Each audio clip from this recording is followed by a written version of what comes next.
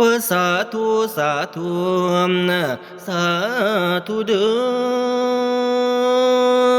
อโอ้โอ้โอ้โอ้โอ้โอ้โอ้ยนะมาบัดนี้ข้าจักอวยพรให้ชัยโยสิทธิโยให้พ่อแม่พี่น้องทั้งหลายที่มาห่วมแห่พระเวสสันดรตามประเพณีโบราณในมือนี้ให้มีตั้งแต่อายุวันนังอายุนั้นขอให้ยืนยาวมันนานปีจนหลานตื่นหมื่นปีทิพย์สิบโลกกว้างให้คนทวงว่าจมหลงให้ยืนยงคงมันหลายพันปีให้โลกนี้เขาสามวันนังงามสง่าเสมอท้องพองเหลือมไว้คือแต้มวัดแต่งเอาหมื่นปีทิพย์กะยาเท่ายาได้เก่าสีสาละงามคือจาละวันเพียนกระเด็นดวงกวงฝ่าว่าสุขกายสนุกใจเรื่องเรือละยามไปมาจะได้ยางอยู่ทางใส่แต่เงินอยู่ทางเงินอยู่เรื่อยอย่ามีหัวทุกโจรให้พ้นจากทุกสุขอังเอาสุขหนึ่งนั้นมีเฮือนซ่านสุขมีหลานเลี้ยนหลายกะคำแรงแฝงเฝ้าสุขมีหน้ามีเขางัวคุ้ยเต็มแรงส่วนพละเหลือกำลังขอให้แข็งแรงแห้งปันตีโคตรข้าวสั่งข้าวยำเฟียงขอให้พี่น้องทั้งหลายนี่หายวัดหายไข้หายจากพญาธิโรคาขอทั้งหลายขอย้ำเศร้าให้เป็นเขาคือกล้วยขอย้ำสวยให้เป็นหางคือมาละเป็นขาคือมังขอเสียงดังฝ่ายเดือนหานันพาหินขอกอมกินให้สร้างยำเสือหยวมให้เสือกัดเสือกลุ่มยาได้ยังหนังสิ้นเองขอเจ้าวินเวียนหน้าตามัวตัวสันขอเจ้าขันว่าสร้างโอ้ยเงยงางว่าแกงม่วงไล่ไปอยู่โคกว้างละเป็นหมูกับเสือขอเจ้าเห็นป่าเนื้อกับเพื่อนนินโอยท่าทวงขอทั้งปวงว่างนี้ลงสีลอยเวินไล่ลงเวินไปอยู่ปุ่นให้ไปข้างอยู่เขื่อนมูลให้ไปข้างอยู่พุ่นละน้ำเขื่อนเมืองขวงเจียมเกียมกันลงลอยเวิงอย่าเสียยังเหลือไว้ขอตัวเงาก็ให้ไปอยู่หันละขอตัวสันก็ให้ไปอยู่พุ่นอย่ามากว่าละโมคนละตีให้ยับให้ฟงส่งให้ล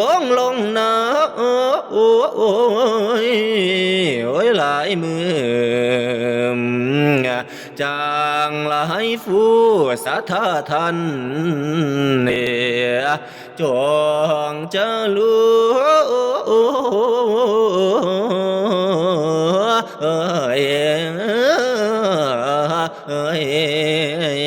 เดิมขอให้พี่น้องทั้งหลายนี่หายวัดหายขายหายทุกสิ่งขี้ให้ยังจังน้ำคำห่อนยาได้มีในมือนี่และมือหนา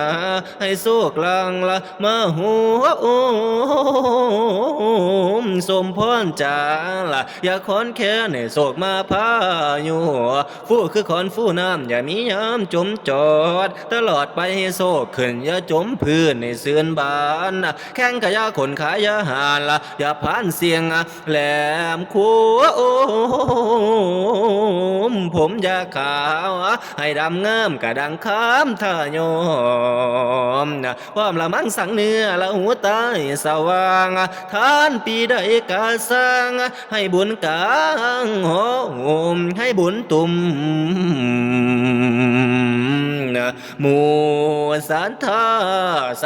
เจ้าจงเจริญสัทธาเจ้าจง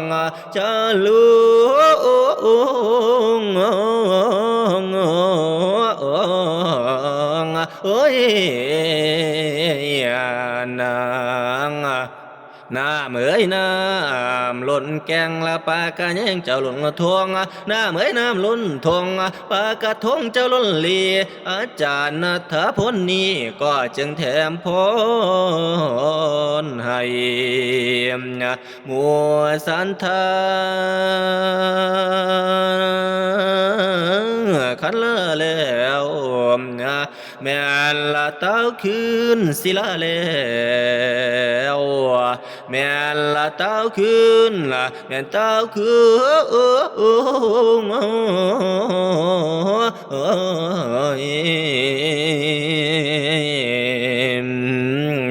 สวงเสะเดือผู้ใดเศร้าเศร้าเสะเดือผู้ใดป่วยเถือกเสะเดือผู้ซื้อหวยรวยเสะเดือพี่น้องให้บุญปองมัวสันทานพระสังจงเจริญพระสังจงเจริ